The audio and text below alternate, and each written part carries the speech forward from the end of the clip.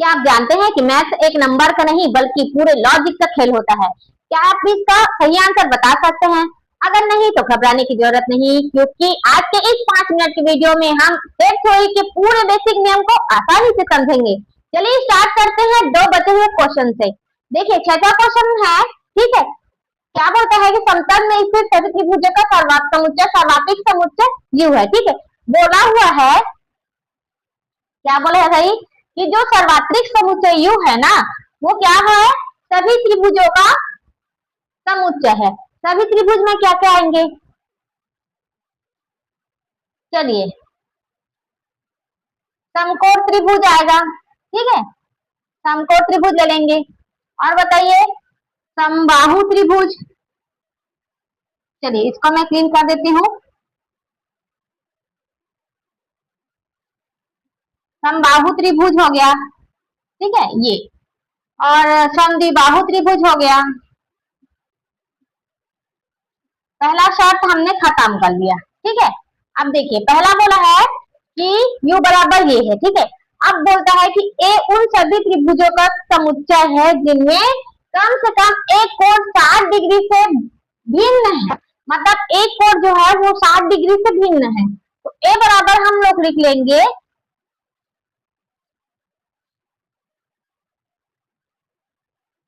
कम से कम, यहां से लिख लें, ठीक है, कम से कम एक कोण 60 डिग्री से भिन्न है, ठीक है, समझ आया। ए जो है सभी त्रिभुजों का समुच्चय है, और ए जो है, ठीक है, यू जो है सभी त्रिभुजों का समुच्चय है।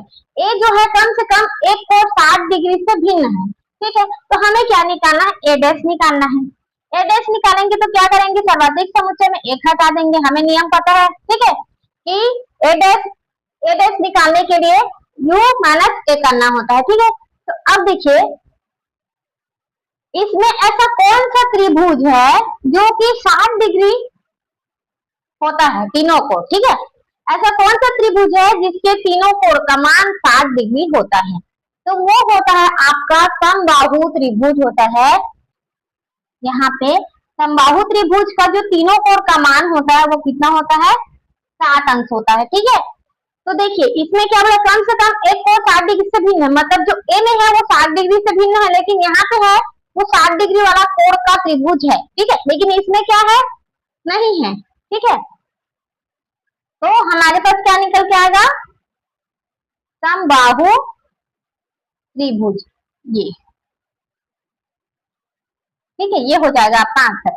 देखिए कितना लंबा भी क्वेश्चन रहे, अगर आप उसको समझ जाते हैं ना तो ये बहुत ज्यादा सरल हो जाता है, ठीक है। आपको क्वेश्चन को बस समझना है, उसके बाद ही आपको सॉल्व करते जाना है, ठीक है। चलिए आगे बढ़ते हैं नेक्स्ट क्वेश्चन की ओर। देखिए सेट थ्योरी का बेसिक नियम हमने पढ़ा हुआ है कि पूरक नियम क्या होता है, ए यूनियन ए डैश बराबर क्या होता है, यू। जब हमें यू निकालना होता है, ए और ए डैश का यूनियन निकालना पड़ता है, ठीक है। और ए इंटरसेक्शन ए डैश का मान निकालेंगे तो हमें क्या मिलता है, पाई मिलता है, ठीक है। अब देखिए डी मॉर्गन नियम हमने पढ़ाया हुआ है कि पिछले क्लास में हमने देखा है, ठीक है।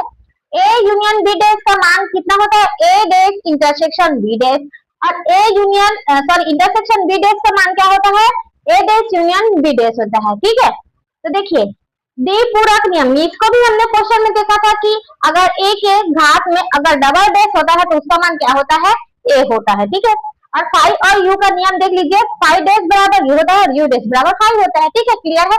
इसी के हिसाब से हम ये वाला क्वेश्चन को सॉल्व करने वाले हैं, ठीक है। देखिए you sorry A union A dash, देखिए यहाँ पे पूरक नियम में दिख रहा है ए यूनियन ए डैश का मान कितना होता है, यू होता है, ठीक है, यहाँ पे आएगा यू, ठीक है।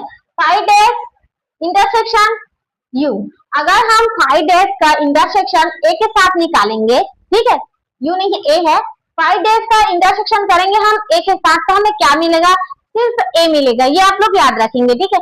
इसको नंबर वाइज आपको पता चलेगा, अगर हम इसे नंबर वाइज सॉल्व करेंगे ना तो यहाँ से आपको पता चलेगा, ठीक है। तो देखिए ए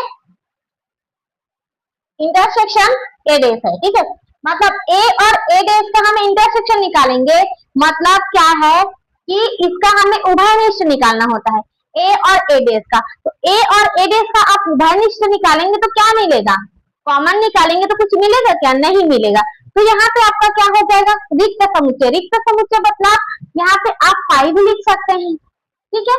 तो देखिए यू डेस इंटरसेक्शन ए निकालना है, मतलब हमें सार्वत्रिक समुच्चय का उल्टा निकालना है और ए निकालना है, और दोनों का हमें क्या निकालना है, इंटरसेक्शन मतलब उभयनिष्ठ निकालना है। अगर हम दोनों का उभयनिष्ठ निकालते हैं, नंबर लेकर अगर हम उसमें से निकालते हैं तो हमें क्या प्राप्त होता है, तो हमें प्राप्त होता है पाई, ठीक है, क्योंकि यह रिक्त समुच्चय निकल के आता है। जैसे मैंने आपको बताया कि सम संख्या और विषम संख्या का हमें क्या निकालना है, इंटरसेक्शन निकालना है, तो क्या निकलेगा, खाली स्थान निकलेगा। विषम संख्या और सम संख्या का इंटरसेक्शन निकालना है तो क्या निकलेगा, पाई निकलेगा। उसी प्रकार हम यू डेस इंटरसेक्शन ए करेंगे ना, तो यहाँ पे हमें क्या मिलेगा, पाई मिलेगा, मतलब रिक्त समुच्चय मिलेगा, कुछ नंबर्स नहीं मिलने वाला, ठीक है। तो यहाँ से आपका प्रश्नावली 1.5 खत्म होता है। अगर क्लास अच्छा लगे तो लाइक करें, शेयर करें, सब्सक्राइब करना ना भूलें। अब मिलते हैं अगली क्लास में, तब तक देखते रहिए, सीखते रहिए और मैथ्स के रिजल्ट करते रहिए। Thank you.